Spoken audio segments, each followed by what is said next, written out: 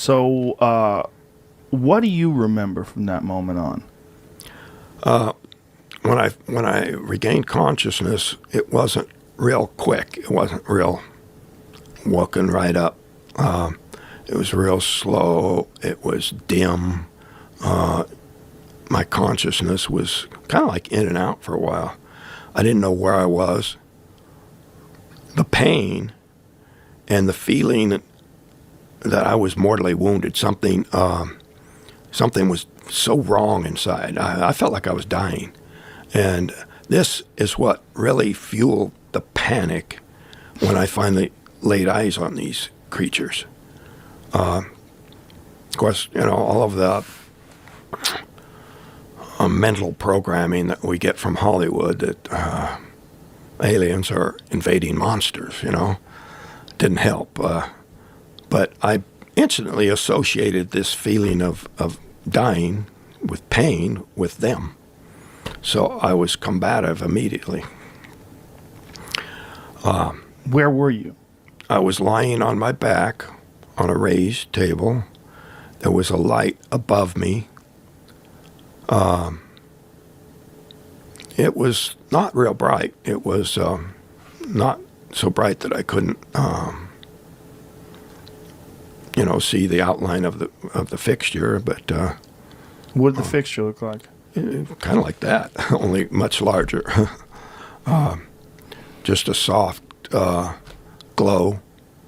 And in the movie, there's a little bit of striking on the part of the aliens against me. That didn't happen. I lashed out at them.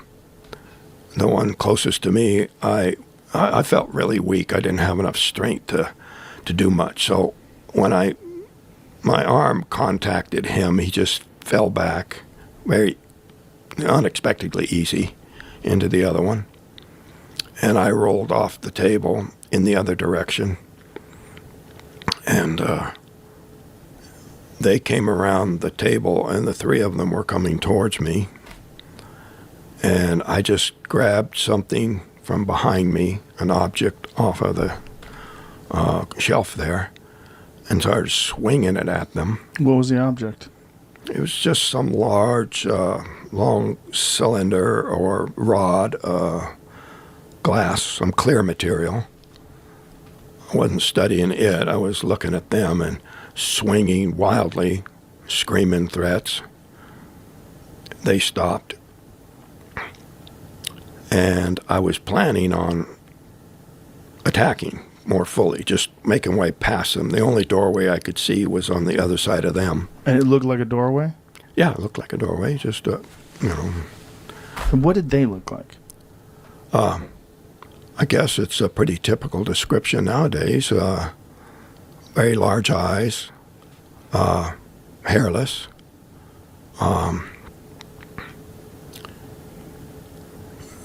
two eyes, nose, mouth. I didn't see them speak or no change in the expressions. And to me, that in the face of all the screaming and the fear that I was projecting, their lack of reaction probably just added to my panic. But did they feel like they were a living creature, or did they feel like they were a robot? Well, they were without expression, I'll say that. But, I've had 45 years to think about that. In more recent years, I think, well, maybe if they're telepathic and it's developed enough to where they don't need to talk, they also don't need facial expression. Right. And so their ability to communicate with each other would be much richer and more complete than we have. And speech and frowns or smiles or whatever would become obsolete pretty quick. Yeah. Well, that is a theory about where human beings are headed. If we continue to evolve, that we will one day reach this point where the biological limitations of our monkey bodies will slowly start to fade away, and we'll have different abilities to communicate. Why would we need to frown or smile if you can say much more? And also, their musculature, did they look like smooth, like they had no clear muscles? Yeah, they were pretty smooth, very light. When I hit the one, it fell back into the other one pretty easily. Like he weighed hardly anything. Like a little kid? Yeah. That was the most terrifying experience of my life. But when I tell this story and try to relate to people, I'm trying to communicate what I experienced and how utterly, utterly traumatic that was and how it was so devastating. I was, on the verge of catatonic for weeks after it happened. But I don't want to relate this story in order to inspire fear, because I've had enough time to think about it that I think that it was unwarranted, that my reaction was just due to my ignorance of the situation. The fact that I was returned at all is pretty significant, Yeah. The idea that these beings are just kidnapping people willy-nilly and doing terrible things to them, I don't subscribe to that theory. Now, I try to separate what I actually experienced from things that I've concluded just from thinking about it. But it seems to me that, they've been seen, observed, there have been sightings for all, before I was born. Had you heard of the Betty and Barney Hill story before you were abducted? I probably had. But if I thought if they had some sort of sinister intentions, it'd be a done deal. They wouldn't be sneaking around, hiding, and Right. yeah. I believe with that level of technology. Look at it this way. Human beings, just virtually everything technological that we have is just a few hundred years old. Before that, the most technological thing we had was fire. And in just the last 50 years, the progress of our science has grown to far overshadow everything we had accomplished in thousands of years before that. So I'm thinking what astronomers tell us about these other star systems is that they could be hundreds of thousands, millions, or maybe billions of years older than us. So if we accomplished the kind of technology that we have in a few decades, what is possible with millions of years of development? We couldn't begin to recognize what they're capable of. Right. So I think it's presumptuous for people to say, oh, they could never do that. It really is an interesting conundrum, because we know what we can do and we know where we came from. We have a very clear history of technology when it comes to humans. And we also know that there are planets surrounding stars all throughout our galaxy and all throughout the universe. But we're still skeptical. It's so funny. And Yeah, so it is. But for a guy like you who's actually encountered it, even though you saw it, it had to not seem real. Oh, yeah, you're questioning your sanity for sure. It was like I was practically catatonic for days afterwards. Well, the scares are aliens. Because it's fear of the Alien unknown. 1 movie. Oh my Alien God. 1 was that to me is the scariest scary movie ever. That movie was terrifying. Is it Close Encounters of the Fourth Kind that takes place in Alaska, where they combine the actual footage of the woman's real therapy sessions and stuff? I don't know. I don't Jamie, think you I know saw what I'm talking that one. about? Close Encounters of the Fourth Kind? It's third or fourth kind. Which one's the original movie? Third kind. So this one's fourth kind. I'm almost certain. Probably wrong. I've never heard of it. It's a really good movie. There's a woman up in I want to say Juneau, or no. What's the Nome, Alaska? And back in the day, she was she became famous because she claimed aliens were basically like showing up and abducting her and stuff, right? And eventually, her kid got abducted by aliens, or so that's the case, and they accused her of like killing the kid or whatever it may be. Like, obviously, nobody believes that this woman's son was abducted, or daughter was abducted by aliens. So it's not So they made currently a movie. available in our Yeah, I country? think it's What? like in Canada. I think it's showing up weird. You can only get it in Canada? I don't know. Go down to the what? That's strange.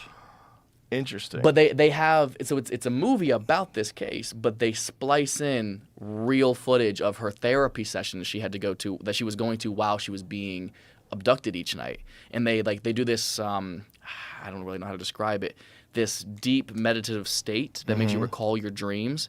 And she's like describing all the things that were happening to her, these aliens, and she starts screaming. She starts like levitating up from the couch a little bit. Like it's creepy as shit. But it's a really good movie. It's my favorite abduction movie I've ever seen. And obviously nobody believes her. She runs into the one person. Oh yeah, like that old footage is like the real footage. Wow. So here's my issue with the alien abduction thing. Other than there's not like any real solid evidence that you could point to that's very convincing. It always happens at night. And it always happens during the periods where people sleep. And when you're sleeping, I'm not saying always. Okay, I'm sure there's some stories out there. I'm sorry. But most of the stories I've ever heard are people in their bed, they can't move, aliens abduct them, Paralysis. or they're in a car, the car stops, they wake up, aliens abducted them. When you go to sleep and you dream, there are psychedelic chemicals that your brain makes, and we don't know how much they're making. We don't know what effect that's having on your dreams. We don't know what is going on. What is going on with dreams? What is going on with vivid dreams?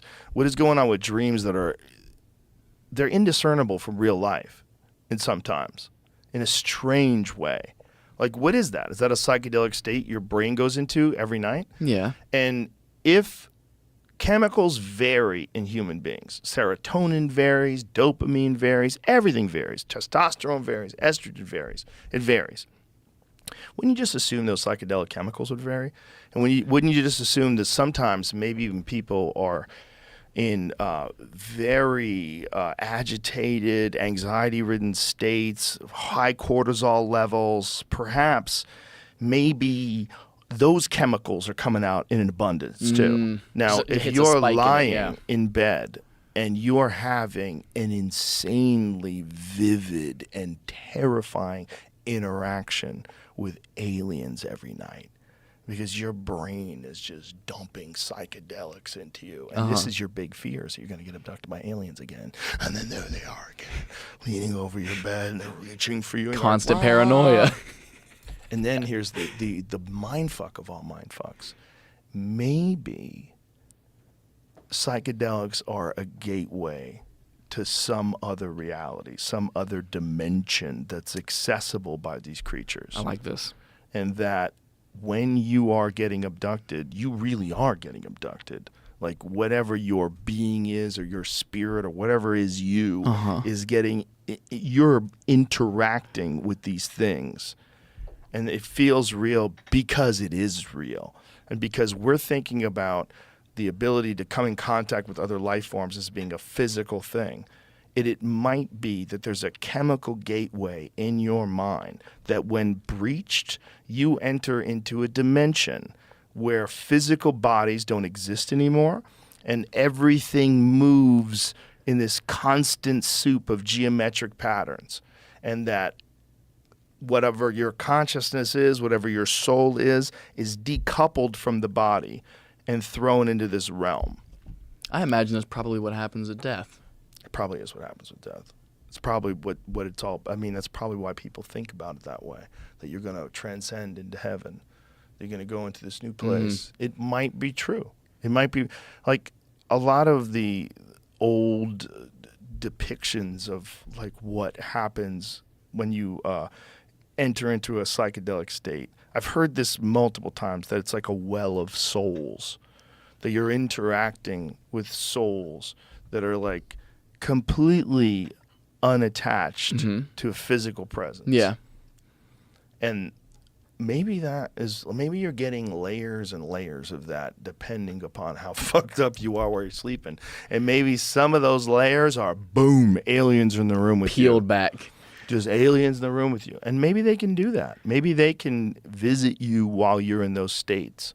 Maybe that's what's happening too. Betty and Barney Hill story is very interesting, but there's no real evidence other than their testimony. Is that correct? Well, there was a stain on Betty's dress. There's her excellent recall. He was unconscious. What was the stain on her dress that's so interesting to you? It was a fluid that they used in the testing, that some kind of a fluid, The a chemical. alien testing? That they did when they drew ova from her and they drew sperm. From him. Now, so there's a book out called Contact by Stanton Friedman. I read that. Kathleen, I'd love to know where the car is. Where the Chevy they were driving. Oh, it where disappeared? is that? I don't know. I'd have to ask Kathleen where it is. Did it end up in a junkyard? Because there were marks on the back of the car as well. There were trace evidence on the back of the car. You know, Ted Phillips he goes around the world collecting trace evidence and radioactive signatures from sightings and landings. On the back of the car, there was a couple of marks, but it was Betty's. It's their credibility. Why would they want to bring this into their lives? And she was conscious. Semi-conscious through much of it, and Barney was not conscious. He was unconscious. If you hear the tapes of Ben Simon's interviews with them under hypnosis, the screaming and he was just so frightened. Yeah. And the Zeta Reticuli map, when the being Betty looked at the map and the being showed her a map as she was on her way out the door, and she said, "May I take this?" And the being was going to give it to her, but then another one zipped up and said, "No. You can't have this." Zeta Reticuli is exactly the same place where Bob Lazar says they found those with the spaceships that they have at Area or S4. Well, the Little Grays, Zeta Reticuli, Barney and Betty's abduction. You had Marjorie Fish, an amateur astronomer. She took the memory of Betty's. Betty drew up the star map, and she did a three-dimensional scale model of that part of the universe, and was able to identify Zeta Reticuli 1 and 2 and accepted by astronomers. So that map that Betty saw aboard that ship had not been seen on Earth before. And Betty has no history of astronomy or no studying it? No, none of it at all. And you know, interesting things like when they got back to the house, the house was open and the keys to the house were on the table with leaves so that they might have dropped them at the site and the beings returned them. Now, you know who Bud Hopkins was? Yes. He said that since he studied the Linda Cortile case, where the woman was floated out of her apartment building over the East River, and Orange Orb picked her up, plunged into the river. He was the guy. Bud was an artist. He was a graphic artist. He was a designer, a painter, and a lovely man. And he was one of the first people to start to deal with the trauma of abductees. He got a reputation for being able to interview them, hypnotize them, interview them, and get their stories and empathize and sympathize with them. And he said that in some cases that he studied, the beings would grab a man from somewhere in America and grab a woman and out of their cars, out of their clothes, put them up, test them, draw ova, draw sperm, fluids, whatever they were doing. And then the woman would wake up in the man's shoes or a different car, or almost as if the beings were finished with them. I don't care where they go now. Yeah, put them back, you know, that kind of thing. He said that was the oddest phenomena. Like releasing a trout. Yeah, that's right. If well, you I think that's catch a trout, you catch a big rainbow trout and you're fly fishing and you got a barbless hook. You know, most people, if you go to Montana, go to the Gallatin River, shout out to the Gallatin. Beautiful. Gorgeous place. People catch and release because they appreciate that the trout are there. They'd rather go buy halibut from a store and not eat the fish because they want the salmon to be healthy. They want the trout to be healthy. Well, so they catch them. And then they release them. But if you're a brown trout, well, brown trout are invasive. But if you're a rainbow trout, and someone catches you, and you know they take you on some 200-yard run down this river as they're trying to draw you in. It's a big 9-pound rainbow, catch of a lifetime, beautiful right? time. And some guy pulls it on, it takes pictures of it, like shows it, and then releases it. And then this thing's like, how the fuck did I get here? What am I doing outside of my universe? Yeah. What am I doing in this other dimension of air where I can't breathe? Precisely. Yeah, and that's catch and release. Catch and release with people. Travis Walton says, you know, you got to think of them as just people from over there. They're just he's people the from guy over the there. Fire in the Sky movie was based on. He's got another interesting story. Here's what I want people credibility to think. there, and credibility with Barney and Betty. I just don't think they're lying, and I don't think the Ariel school children are lying. I don't want to think they're lying. This is the problem that I have with it. I want to believe them. But this is what I want people to consider, because most people that are pragmatic, reasonable people that don't want to be ridiculed, they look at these stories and they go, oh, come on, people are full of shit. And I've been there too. But I want people to imagine that if aliens did occasionally visit Earth, how often do you think this would take place? And how it would be very infrequently. And if it was if it was happening, these would be completely unique, unusual occurrences out of nowhere where someone would come down, they would do something, and they would be leaving the person with this thought and this memory and this inability to describe it with normal words. If you were taken aboard a spaceship and you were some reptilian beings that were 3 feet tall were running experiments on you and you were paralyzed, and then they released you back on Earth, what words do you have available to you to describe this experience in a way that, like, if you tell me, hey, Joe, I went whitewater rafting with my kids. It was a great time. It was so fun. We got to see eagles, and it was gorgeous. And then we had lunch at this beautiful little cafe. What a great day. I can envision this experience. I can see it. But if you tell me, hey, man, we went camping, and I woke up, and some alien had a finger in my ass. The Allagash incident, they went camping, and they disappeared. Quite a few of those, right? There's hundreds of thousands. And here, I brought you a book. This is Bruce Maccabee's book. It's all the headlines from 1952, 432 reports given. And I'll address your specific question about people, how they relate their experiences and how genuine they feel in a second here. 432 reports given the Air Force in 1952 on aerial sightings, ships from other planet. We've got memos from the government here.